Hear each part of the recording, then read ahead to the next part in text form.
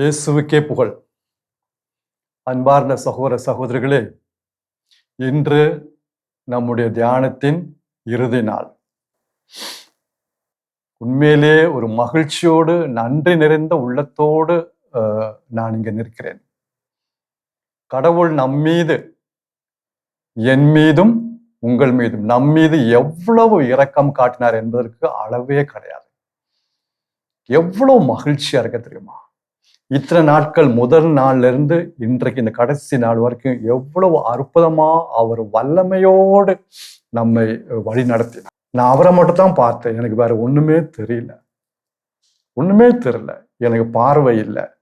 ஆண்டவர் இது எப்படி போகும், எப்படி முடிக்க எனக்கு தெரியல என்று சொல்லி இயேசுவின் மீது என் கண்களை பதிய வைத்தேன். அவர் தான் தொடங்கினது, முடித்து வைப்பவர் அவர் தான். எபிரேயர் 12வது அதிகாரம் 2வது வசனம், the letter to the Hebrews. எபிரேயர் 12வது அதிகாரம் 2வது வசனம் தொடக்கத்துல இப்படி இருக்கும்: நம்பிக்கையை தொடங்கி வழி நடத்துபவரும் அதை நிறைவு செய்பவருமான இயேசுவின் மீது கண்களை பதிய வையுங்கள். நம்பிக்கையை தொடங்கி வழி நடத்துபவரும் அதை நிறைவு செய்பவருமான இயேசுவின் மீது கண்களை பதிய வைங்க. நான் என்னுடைய கண்களை அவர் மீது பதிய வச்சேன். அவ்வளவுதான் நான் செஞ்சது. மீதெல்லாம் அவர் பார்த்துக்கிட்டாரு. அன்பாதவர்களே, இந்த தியானத்தை நாம் கொஞ்சம் ரீவைண்ட் பண்ணி பார்ப்போம். எவ்வளவு அற்புதமான ஒரு தியானம். எனக்கே ஒரு புத்துணர்ச்சியாக இருந்தது. நான் நிறைய விஷயங்கள் தியானத்தின் வழியா கற்றுக்கொண்டேன். அவருடைய அருளையும் அன்பையும் அனுபவித்தேன். கொஞ்சம் ரீவைண்ட் பண்ணி பார்ப்போம். இந்த தியானத்தை நாம் எப்படி தொடங்கணும்னா, முன்னுரையில் தொடங்கணும். முதல் பகுதி முன்னுரை பகுதி, 2 நாட்கள் அதுக்கென்று ஒதுக்கி வேண்டும். அது மிக மிக முக்கியமானது, முன்னுரை பகுதி. இரண்டாவதாக, கிறிஸ்துவ வாழ்வின்ற ஓட்டத்தை எவ்வாறு ஓட வேண்டும், மன உறுதியோடு ஓட நாம் என்னென்ன செய்யணும் அப்படின்னு நாம் பார்த்தோம் 2வது பகுதியில. 3வது பகுதியில ட்ராக், நாம் ஓட வேண்டிய பாதை என்ன, அது எதை குறிக்கிறது என்பதை குறித்து நாம் ஆழமாக தியானித்தோம். அதுதான் நம்முடைய சிலுவை பாதை. இந்த தவக்காலத்தில் இயேசுடைய பாடுகளையும் மரணத்தையும் நாம் தியானிக்கிறோம். அதோட நிறுத்திட்டு விடக்கூடாது. நாம் ஓட வேண்டிய ஒரு பாதை ஒன்று உண்டு, அதுதான் சிலுவை பாதை. அது நாம் அழகாக 3வது பகுதியில் தியானித்தோம். அப்ப இந்த ஓட்டத்தில் நமக்கு என்ன தேவை? கடவுளுடைய வல்லமை தேவை. அதுதான் அவருடைய வாழ்வு, கிறிஸ்துவுக்குள் இருந்த வாழ்வு. அது என்ன, அது எவ்வாறு பெற்றுக்கொள்வது என்பதை குறித்து 4வது பகுதியில் நாம் ஆழமாக தியானித்தோம். தூய ஆவியாரின் கனி என்ற தலைப்பை நாம் தியானித்தோம். 5வது பகுதியிலும் 6வது பகுதியிலும், அதாவது கடைசி பகுதியிலும் நாம் இந்த ஓட்டத்தை உற்சாகமாக ஓடுவதற்கு நாம் இன்னும் என்னென்ன செய்தால் நன்றாக இருக்கும், நமக்கு நன்றாக இருக்கும். ஏன்னா கடவுள் நம்முடைய ஒத்துழைப்பை எதிர்பார்க்கிறார், வேற ஒன்றும் இல்லை. அப்ப நான் செய்ய வேண்டியது, கடைபிடிக்க வேண்டியது அடிப்படையான காரியங்கள் என்னென்ன என்பது 5வது பகுதியிலும் 6வது பகுதியிலும் சொல்லி முடிச்சோம். 5வது பகுதியில ஜெப வாழ்வை பார்த்தோம். அப்புறமேட்டு ஆண்டவரை போற்றி புகழ்வது எவ்வளவு அருமையானது. அவரை ஆராதிப்பது, நம்முடைய இறை வார்த்தை அறிக்கையிடுவது, மற்றவர்களுக்காக ஜெபிப்பது எவ்வளவு அற்புதமானது. அதே மாதிரி நான் கடவுள் நமக்கு மேல வைத்திருக்கும் அதிகாரத்திற்கு நாம் பணிந்திருப்பது, கடைசியாக கொடுப்பது, உள்ளதிலிருந்து கொடுப்பது. கணக்கு பார்த்தல்ல, பழைய ஏற்பாட்டுல கணக்கு பார்த்து கொடுக்க சொன்னார். ஏன்னா அவங்களுக்கு கொடுக்க தெரியாது. அவங்க பல்ல கடிச்சு கொடுக்கலாம், இல்ல சிரிச்சுட்டு கொடுக்கலாம். ஆனா கொடுத்தே அவங்களுக்கு கண்டிப்பா ஒரு கட்டளையாக கொடுத்தாரு. கட்டளை, அந்த கட்டளை நிமித்தம் அவங்க செஞ்சாங்க. புதிய ஏற்பாட்டுல கட்டளை கிடையாதுங்க. மறுமலர்ச்சியோடு, முகமலர்ச்சியோடு நாம் கொடுக்க வேண்டும், சந்தோஷமா கொடுக்க வேண்டும். 1% இருக்கலாம், இல்ல 50% இருக்கலாம், இல்ல 10% இருக்கலாம். நம்ம உள்ளதுல இருந்து நாம் கொடுப்போம் சந்தோஷமா. அதுதான் பாக்குறாரு. எவ்வளவு கொடுக்குறேன்னு கடவுள் பார்க்கறது கிடையாது. புதிய ஏற்பாட்டுல எப்படி கொடுக்குறோம், எந்த மனப்பான்மையோட, எந்த உள்ளத்தோடு கொடுக்குறோம், அதுதான் பார்க்கிறாரு. அதை சொல்லிதான் நம்ம முடிச்சோம். அவ்வளவு ஆசீர்வாதத்தை அதை கொண்டு வரும். அன்பார்ந்த சகோதர சகோதரிகளே,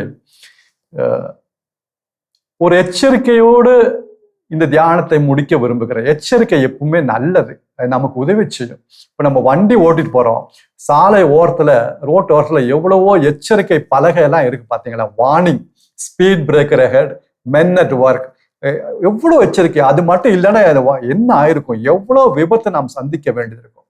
எச்சரிக்கை எப்பவுமே நல்லது. அப்போ இந்த எச்சரிக்கையோட இந்த தியானத்தை முடிக்க விரும்புகிறேன். அதாவது இஸ்ராயல் மக்கள் ஓட்டத்தை தொடங்கினாங்க. நம்மளும் இந்த கிறிஸ்தவ வாழ்வு இந்த ஓட்டத்தை நம்ம தொடங்கணும். அதே மாதிரி எப்படி முடிக்கணுங்கிறத ஒரு எச்சரிக்கையா நம்ம வச்சுக்கணும். எகிப்திலிருந்து இஸ்ராயல் மக்கள் மோசேயின் தலைமையில் அவர்கள் எகிப்து விட்டு வெளியே வந்தார்கள். கானான் தேசத்தை நோக்கி அவர்கள் பயணம் செய்தார்கள். அந்த பயணம் பாருங்க, அந்த கிறிஸ்தவ வாழ்வுன்ற பயணம், அந்த அவங்க ஒரு நிழலை நம்ம அங்க பார்க்கலாம். நம்முடைய வாழ்க்கை பயணத்தை நிழலை அங்க பார்க்கலாம். எகிப்திலிருந்து வெளியே வந்தாங்க. அவங்களை அடைய வேண்டிய இடம் கானான் தேசம். ஆனா வேதனைக்குரிய காரியம் என்னவென்றால், பலர் பாலைவனத்தில் மடிந்து போனார்கள், இன்னும் கொல்லப்பட்டார்கள்.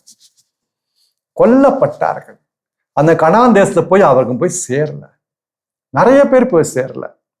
1 கொரிந்தியர் 10வது அதிகாரம் 1 முதல் 11 முடிய வசனங்கள். 1 கொரிந்தியர் 10வது அதிகாரம் வசனங்கள் 1 முதல் 11 முடிய. இடையிலேயே எத்தனையோ பேர் மாண்டு போனார்கள், கொல்லப்பட்டார்கள், இறந்து போனார்கள். அன்பாதவர்களே, இது ஒரு எச்சரிக்கையாக நம்ம எடுத்துக்கணும். தொடங்குறது ரொம்ப ஈஸி, சந்தோஷமா, அவங்களும் சந்தோஷமா தான் தொடங்கினாங்க. எகிப்திலிருந்து போறது எவ்வளவு சந்தோஷமா தொடங்கினாங்க. ஆனா இடையில எவ்வளோ பிரச்சனை சந்திச்சாங்க. கடவுள் அவங்களுக்கு எவ்வளோ நன்மை செஞ்சாரு, ஆசீர்வாதங்களை கொடுத்தாரு. செங்கடலை 2ஆ பிரிச்சாரு. எங்க உலகத்துல நடக்கக்கூடிய காரியமா? உலக மக்களுக்கெல்லாம் கிடைக்காத ஆசீர்வாதம் இஸ்ராயல் மக்களுக்கு கிடைச்சு. வெயில் இருந்தப்போ மேகஸ்தம்பமா வந்தாரு. ராத்திரி இருட்டுல நெருப்பு ஸ்தம்பமா வந்தாரு, வெளிச்சத்தை கொடுத்தாரு. சாப்பிட்றதுக்கு மண்ணாவை பொழிந்தார். விண்ணகத்திலிருந்து வானத்திலிருந்து மண்ணை பொழிந்தாரு. குடிக்க தண்ணி பாறையிலிருந்து கொடுத்தாரு. எவ்வளோ புதுமைகள், அற்புதங்கள், ஆசீர்வாதங்கள்லாம் அவங்களுக்கு கிடைச்சு. ஆனா நன்றி கட்டவர்களாக இருந்தார்கள். கடவுளுக்கு எதிராகவே அவர்கள் முணுமுணுத்தார்கள். கடவுள் ஏற்படுத்திய அந்த அதிகாரம் மோசேக்கு எதிராகவும் அவர்கள் முணுமுணுத்தார்கள். பல தீய செயல்களில் ஈடுபட்டார்கள். கடவுளுடைய ஆசீர்வாதங்களை அசட்டை பண்ணாங்க.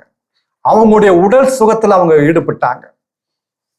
அப்புறம் பவுலடிக்கிறார், அங்க எழுதுறாரு 6வது வசனத்துல 1 கொரிந்தியர் 10வது அதிகாரம் 1 கொரிந்தியர் 10வது அதிகாரம் 5, 6. பலர் பாலைவனத்தில் கொல்லப்பட்டார்கள் என்று சொல்லிட்டு 6வது வசனத்தை எழுதுறாரு. அவர்கள் தீய காரியங்களில் ஆசை வைத்தது போல நாமும் அவ்வாறு இராதபடி கவனித்துக் கொள்வோம். இவை அனைத்தும் நமக்கு ஒரு முன் அடையாளம். நம்மளுக்கு ஒரு முன் அடையாளமா தான் கடவுள் அதெல்லாம் எழுதி வச்சிருக்காரு. இந்த மாதிரி இஸ்ராயல் மக்கள் நடந்துச்சுப்பா, சந்தோஷமா கிளம்புனாங்க. ஆனா இந்த மாதிரி அழிஞ்சு போயிட்டாங்க பாலைவனத்தில் எத்தனை பேர். அப்புறம் எப்படி முடிக்கிறாரு? 1 கொரிந்தியர் 10வது அதிகாரம் 11வது வசனம், கடைசி வசனம். அந்த சம்பவம் சொல்லி முடிச்சுட்டு பவுலடிக்கிறார் எப்படி முடிக்கிறாரு? நமக்கு ஒரு எச்சரிக்கையா முடிக்கிறாரு. 1 கொரிந்தியர் 10வது அதிகாரம் 11வது வசனம். இறுதி காலத்தில் வாழும் நமக்கு இது ஒரு அறிவுரையாக எழுதப்பட்டுள்ளது. இறுதி காலத்தில் வாழும் நமக்கு, உங்களுக்கும் எனக்கும் ஒரு அறிவுரை, ஒரு இன்ஸ்ட்ரக்ஷன், அறிவுரையாக இந்த சம்பவம் எழுதப்பட்டுள்ளதுன்னு சொல்லி அதை முடிக்கிறார். கொஞ்சம் சீரியஸா எடுத்துக்கோ. கடவுளை நம்ம எவ்வளவு ஆசீர்வதிச்சிருக்காருங்க. ஆசீர்வாதம் இந்த உலகத்துல எத்தனையோ மக்கள் இருக்காங்க. இன்னும் எத்தனையோ மக்கள் இயேசுவை அறியாம இருக்காங்க, கிறிஸ்துவை அறியாம இருக்காங்க. நமக்கு கிடைத்த இந்த தியானம், இந்த வாய்ப்பு எத்தனை பேர் கிடைக்காம இருக்குது, எத்தனை பேர் தெரியாம இருக்காங்க. உங்களுக்கும் எனக்கும் இந்த தியானம் இப்படி நடக்க நமக்கு தெரியுதுல்ல. இந்த இறை வார்த்தை கேட்கக்கூட வாய்ப்பை கடவுள் கொடுத்தாருல.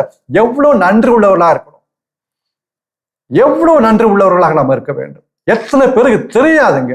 தமிழகத்துல எத்தனை பேருக்கு கிறிஸ்தவர்களுக்கு இது தெரியாது, இப்படி தியானம் எடுக்க தெரியாது. ஒரு சிலர் தெரிந்தும் அசட்டை பண்றாங்க, அதை விட்டுருங்க, அதை பத்தி கவலை இல்லை.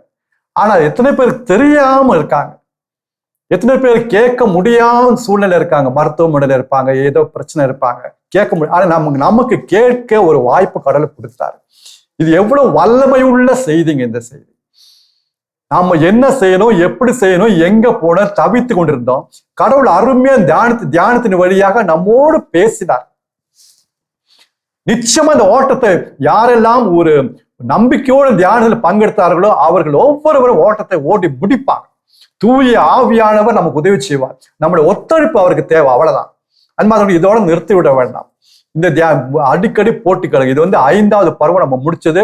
இதுவே தகுந்த காலம். 5வது பருவம், 5வது பாகம். முன்னாடி இந்த 4 பாகத்தோட தொடர்ச்சி தான் இந்த 5வது பாகம். தனியா வச்சுக்கூடாது. முடிஞ்ச அதையும் போட்டு கேளுங்க. மாதா டிவி தொலைக்காட்சியோட டிவியோட அவங்க தொடர்பு கொள்ளுங்க. கடிதம் வழியாகவோ அல்லது இமெயில் வழியாகவோ தொலைபேசி வழியாக கேளுங்க. ஐயா, எங்களுக்கு அது மற்ற 4 பாகமும் தனித்தனியா கொடுங்க அப்படின்னு சொல்லி கேட்டீங்கன்னா அவங்க உதவி செய்வாங்க. அதோட தொடர்ச்சி கண்டினியூட்டி தான், தொடர்ச்சி தான் இந்த 5வது பாகம். போட்டு கேட்போம். எவ்வளவு அருமையா இருக்கு. மற்றவங்களோடு இதை குறித்து பேசுவோம், பகிர்ந்து கொள்வோம். நம்ம எத்தனையோ உலக ரீதியான காரியங்கள்லாம் பேசுறோம். இந்த இறை வார்த்தை பேச பேச ஒரு அபிஷேகம் நமக்கு கிடைக்குங்க. இப்படியெல்லாம் இந்த தியானத்துல நாங்க கேட்டோம், இதெல்லாம் நாங்க கத்துக்கிட்டோம், இந்த வசனத்துல இப்படி இருக்குங்க, அதோட பின்னணி இதாங்க. இதை கேட்ட இறை வார்த்தை நம்ம வந்து பகிர்ந்து கொள்வோம், பேசுவோம், 4 பேர்த்த பேசுவோம், பகிர்ந்து கொள்வோம். இல்ல இந்த வீடியோ ஷேர் பண்ண யூடியூப்ல ஷேர் பண்ணுவோம். எவ்வளவு நற்செய்திங்க. இதாங்க நற்செயல். காசும் பணமும் கொடுக்கறத விட இயேசுவை கொடுக்கறது எவ்வளவு மேலானது. இயேசுவை கொடுத்தோம், நம்ம எல்லாத்தையும் கொடுத்துட்டோங்க. இயேசுவை மற்றவங்களுக்கு கொடுத்துட்டோம், நம்ம வந்து எல்லாம் கொடுத்த மாதிரி. அவங்க வாழ்க்கையில அன்பு, மகிழ்ச்சி, அமைதி, பொறுமை, பரிவு, நம்பிக்கை, நன்னயம், தன்னடக்கம் எல்லாம் உங்களுக்கு அந்த ஆவியின் கனி முழுவதும் அவங்களுக்கு கிடைக்குங்க. பணம் பொருள் கொடுக்க கூடாதுன்னு சொல்ல, அதை விட உயர்ந்தது, மேலானது, மேன்மையானது இயேசுவை கொடுப்பது. எப்படி கொடுப்பது? ஒரு விதம் எப்படி கொடுப்பது? வார்த்தை வழியா கொடுக்கலாம். இப்ப நான் வந்து வார்த்தை வழியாக உங்களோட பகிர்ந்து கொண்டு, எனக்கு கடவுள் சொல்லி கொடுத்த உங்களோட பகிர்ந்து கொண்டு, நீங்களும் ஒருவரோட பகிர்ந்து கொள்ளுங்கள். நான் கடவுள் சொல்ல, நான் உங்களுக்கு இரக்கம் காட்டியது போல நீங்களும் இரக்கம் காட்ட வேண்டாமா? பகிர்ந்து கொள்வோம், ஷேர் பண்ணுவோம். முதல்ல குடும்பத்துல ஆரம்பிப்போம். கணவன் மனைவி பிள்ளைங்க உட்கார்ந்து இது பேசுங்க. இந்த மாதிரிலாம் கேட்டோம், இந்த மாதிரிலாம் இருந்துச்சு, இந்த மாதிரிலாம் இந்த பகுதியில் இருந்துச்சு, 2வது பகுதியில் இப்படி இருந்துச்சு, ஷேர் பண்ணுவோம், பேசுவோம். அப்புறம் உற்றார் உறவினர், அப்புறம் மற்றவங்களுக்கு அப்படியே பகிர்ந்து கொள்வோம். அருமையா இருக்கும் நம்முடைய வாழ்வு. அதை வாயார பேச பேச பேச பேச அபிஷேகம் வந்துட்டே இருக்கும். அன்பானவர்களே, எவ்வளவு நன்றி உள்ளவர்களாக நாம் இருக்கோம். அந்த நன்றியை நாம் தெரிவிக்க வேண்டாமா? கடவுள் நமக்கு எவ்வளவு பெரிய வாய்ப்பை கொடுத்தாரு, எவ்வளவு காரியங்கள் சொல்லி கொடுத்தாரு. ஆண்டவருடைய கண்கள் எப்பவுமே நம்ம மேல பதிஞ்சு இருக்குங்க. நம்முடைய கண்கள் இயேசுவின் மீது பதிய வைப்போம். அவருடைய கண்கள் நம்ம மேல எப்பவுமே இருக்கு. அவர் நம்மளை பார்த்து கொண்டுதான் இருக்கிறாரு. நம்ம இன்னும் தூய்மையான பரிசுத்தமான வாழ்க்கையில் கொண்டு போக, அந்த லட்சியத்தை கொண்டு போய் சேர்க்க அவர் எவ்வளவு அவருக்கு உழைக்கிறார் தெரியுமா? நம்ம தான் நினைக்கிறோம், நம்ம தான் கஷ்டப்பட முடியும். அவரும் நமக்காக பாடுபட்டுதான் இருக்காரு. தூய ஆவியார் நமக்காக எல்லாம் செஞ்சுட்டு தான் இருக்காரு. ஆனா ஒன்னே ஒண்ணு, தூய ஆவியானவருக்கு துயரத்தை கொண்டு வராம பார்த்துக்கணும். அது மட்டும் சொல்லி முடிக்கிறேன். எபேசியர் 4வது அதிகாரம் 30வது வசனம். எபேசியர் 4வது அதிகாரம் 30வது வசனம். The letter to the Ephesians. கடவுளின் தூய ஆவியாருக்கு துயரத்தை வருவிக்காதீர்கள். இஸ்ராயல் மக்கள் செஞ்ச தப்பு இதுதான். கடவுளுக்கு அதை தூய ஆவியாருக்கு துக்கத்தை வருவித்தார்கள், துயரத்தை வருவித்தார்கள். கடவுளின் தூய ஆவியாருக்கு துயரத்தை வருவிக்காதீர்கள். மீட்பு நாளை முன்னிட்டு உங்கள் மீது பொறிக்கப்பட்ட முத்திரையாக அவர் இருக்கிறார். அவ்வளவு நம்ம அன்பு செய்யறார். அதனால என்ன செய்யணும்? 31வது வசனம். அதனால நம்ம என்ன செய்யணும்? 31வது வசனம். எல்லா விதமான மனக்கசப்பு, சீற்றம், சினம், அதாவது கோபம், அப்புறமேட்டு பழிச்சொல் அனைத்தையும் அகற்றி விடுங்கள். மனக்கசப்பு, பிட்டர்னஸ், சகோதர சகோதரர் மத்தியில சீற்றம், சினம், பழிச்சொல் அனைத்தையும் எல்லா தீமைகளோடு அகற்றி விடுங்கள். கடவுளை தூய ஆவியாரி துயரத்தை கொண்டு வராதீங்க. அதுதான் அங்க சொல்லி முடிக்கிறார். அன்பார்ந்தவர்களே, அவர் நம்மை அவ்வளவு அன்பு செய்கிறார். அவரோடு நம்ம ஒத்துழைப்போம். ஒரு சிறு ஜெபத்தோடு இந்த தியானத்தை முடித்தால் மிகவும் நன்றாக இருக்கும் என்று நான் நினைக்கிறேன். கடவுள் நம்ம நிறைய ஆசீர்வதிச்சிருக்காரு. அதுக்கு நாம் நன்றி சொல்ல வேண்டாமா? ஒவ்வொருவரும் யாரெல்லாம் இந்த தியானத்தை தொடக்கத்திலிருந்து தொடக்க நாள்ல இருந்து கடைசி வரைக்கும் பங்கெடுத்தார்களோ அவர்களுக்கெல்லாம் ஆசீர்வாதம் கிடைக்கும். அதற்காக நம்ம ஜெபிப்போம். அனைவரும் கண்களை மூடி, முடிந்தால் கண்களை மூடி ஒரு ஜெப உணர்வோடு நாம் நன்றி சொல்லி ஆண்டவரை போற்றி புகழ்ந்து நாம் இந்த ஜெபத்தை முடித்தால் மிகவும் நன்றாக இருக்கும். தயவு செய்து உங்களை வேண்டிக் கொள்கிறேன், எனக்காக உங்களுடைய ஜெபத்துல வேண்டிக்கோங்க. எனக்கும் உங்களுடைய ஜெபம் தேவைப்படுகிறது. பரிந்துரை ஜெபம் எனக்காக வேண்டி, நான் உங்களுக்காக கண்டிப்பா நான் ஜெபிக்கிறேன். யாரெல்லாம் தியானத்தில் கலந்து கொள்கிறார்களோ அவர்களுக்காகவும் அவருடைய குடும்பங்களுக்காகவும் நாம் ஜெபிப்போம். அதே நேரத்துல எனக்காகவும் உங்களுடைய ஜெபத்தில் தயவு செய்து வேண்டிக் கொள்ளுங்கள். கடவுளுடைய அபிஷேகம், ஆசீர்வாதம் இன்னும் வல்லமையா நான் நிறைய வேண்டும் என்பதற்காக, அந்த கிறிஸ்துவுக்குள் இந்த வாழ்வு எனக்குள்ள அதிகமாக வர வேண்டும் என்பதற்காக எனக்காக உங்களிடம் ஜெபிக்க நான் தாழ்மையோடு வேண்டிக் கொள்கிறேன். உங்களுக்காகவும் நான் நிச்சயமா ஜெபிக்கிறேன். பயப்பட தேவையில்லை, தளர்ந்து போக தேவையில்லை, சோர்ந்து போக தேவையில்லை. உற்சாகமாக எழுந்து நாம் இந்த ஜெப வழிபாட்டில் கலந்து கொள்வோம். ஜெபிப்போமாக. எங்களை ஒவ்வொரு நாளும் பாதுகாத்து வழிநடத்தி வருகின்ற அன்பு தந்தையே இறைவா, இதோ இந்த அற்புதமான நாட்களை எங்களுக்கு கொடுத்தமைக்காக, இந்த 39 நாட்கள் அருமையாக கொடுத்தமைக்காக, எங்களோடு பேசியமைக்காக, எங்கள் மீது உம்முடைய கண்களை பதிய வைத்தமைக்காக உமக்கு நாங்கள் கோடான கோடி நன்றி செலுத்துகிறோம் அப்பா. இதோ நீர் எங்கள் மீது காட்டிய அந்த இரக்கத்திற்காக நாங்கள் நன்றி கூறுகிறோம் அப்பா. இந்த கிறிஸ்தவ வாழ்வு என்ன என்றும், அது எவ்வாறு வாழ வேண்டும் என்றும், நாங்கள் என்னென்ன செய்ய வேண்டும் என்றும் நீங்கள் அருமையாக, ஆழமாக, அழகாக இந்த தியானத்தின் வழியாக எங்களோடு பேசினீர். அதற்காக நன்றி அப்பா. நன்றி நன்றி நன்றி நன்றி அப்பா. எத்தனையோ பேர் எங்களுக்கு உதவி செஞ்சாங்க, அவங்களுக்காகவும் நாங்கள் ஜெபிக்கிறோம் அப்பா. யாரெல்லாம் இந்த தியானத்தை முதல் நாள்ல இருந்து இன்று வரைக்கும் பயபக்தியோடு உருக்கமாக கலந்து கொண்டார்களோ அவர்கள் ஒவ்வொருவரையும் அப்பா, அவர்கள் ஒவ்வொருவரையும், அவருடைய குடும்பத்தையும், குழந்தைகளையும், அவருடைய பெற்றோர்களையும், அவருடைய உழைப்பையும், அனைவரையும் ஆசீர்வதிங்கப்பா. அவருடைய உள்ளத்தை திறந்து இந்த வார்த்தை தியானிக்க, சிந்திக்க, இருத்த அவங்களுக்கு உதவி செய்யுங்கப்பா. ஒவ்வொருவரும் அவங்களுடைய இல்லத்திலும் உள்ளத்திலும் அமைதி, மகிழ்ச்சி, சமாதானத்தை அவங்களை நிரப்புங்கப்பா. சந்தோஷத்தை நிரப்புங்கப்பா. யாரெல்லாம் சோர்ந்து போயிருக்கிறாங்களோ, தளர்ந்து போயிருக்காங்களோ, நம்பிக்கை இல்லாம இருக்கிறார்களோ அவர்களை அனைவரும் இந்த வார்த்தையின் வழியாக மீண்டும் உற்சாகப்படுத்துங்கப்பா. உம்முடைய ஆவியை அவர்கள் மேல் பொழிங்கப்பா. தந்தையே, இந்த தியானத்தில் முடிக்க பலர் உதவி செய்திருக்கிறார்கள். பலர் வழியாக நிமித்தம் அவர்கள் உதவி செஞ்சிருக்காங்க. எடுத்துக்காட்டுக்கு இதை ரெக்கார்டு செய்ய ரெடம்ட்ரிஸ்ட் மீடியா சென்டர் அவர்கள் அங்க பணி செய்யும் அருள் தந்தையர்களும் ஊழியர்களுக்காகவும் நான் ஜெபிக்கிறேன். அவங்க இந்த தியானத்தை ரெக்கார்ட் பண்ணாங்க. அடுத்தபடியாக மாதா தொலைக்காட்சி டிவியில் அங்க பணிபுரியும் அருள் தந்தையர்களை ஆசீர்வதிங்க.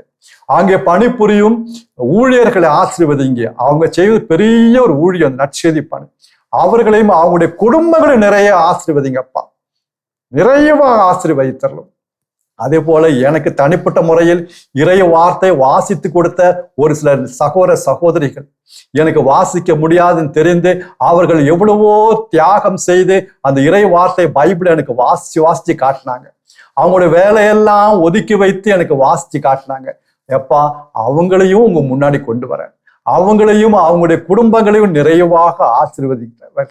அவ்வளவா அன்பு என் மீது அவங்க காட்டினாங்க. எப்பா, ஒவ்வொருவரும் நிறைவா ஆசீர்வதித்தரலும். எங்களுக்கு உம்முடைய ஆவியை இன்னும் அதிகமாக தாரும். கிறிஸ்துவுக்குள் இந்த வாழ்வு எங்களுக்கு அதிகமாக தாரும். நாங்கள் ஒவ்வொருவரும் எங்களுடைய செயல்கள் வழியாக, சிந்தனை வழியாக, சொல் வழியாக இன்னும் நாங்கள் கிறிஸ்துவை பிரதிபலிக்க மேன்மேலும் மாட்சி பெற்று நாங்கள் ஒவ்வொரு நாளும் இயேசுவை போல மாற, கடைசியில் இயேசுவை போல மாற எங்களுக்கு வேண்டிய வரத்தை தாங்கப்பா.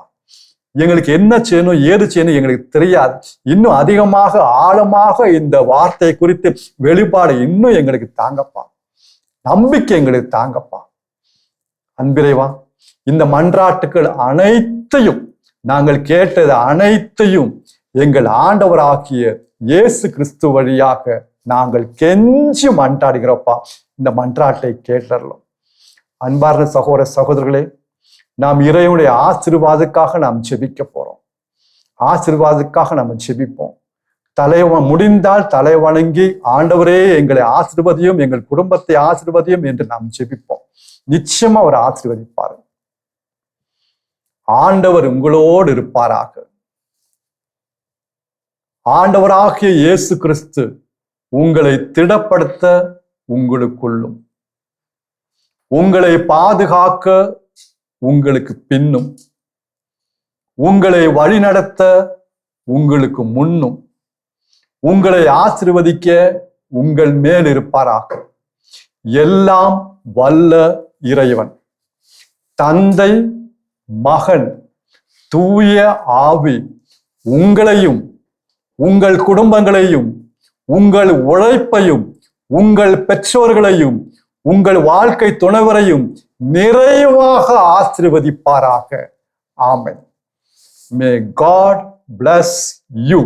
Thank you.